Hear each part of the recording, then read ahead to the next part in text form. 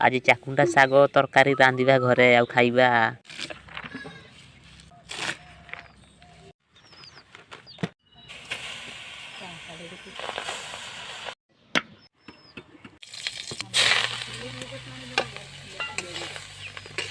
ଚାକୁଣ୍ଡା ଶାଗକୁ ପଖାଳ ଭାତ କିଏ ଖାଇବ ଜଲ୍ଦି ଆସ। ଏଇ ଦେଖନ୍ତୁ ବାସି ପଖାଳ, ଚାକୁଣ୍ଡା ଶାଗ ଭଜା, ଆଳୁ ଭଜା, ଲେମ୍ବୁ ଆଚାର, ତେନ୍ତୁଳି ଚକଟା, ପାଚିଲା ଆମ୍ବ ଆଚାର, ତାପରେ ପାଚିଲା ଲଙ୍କା।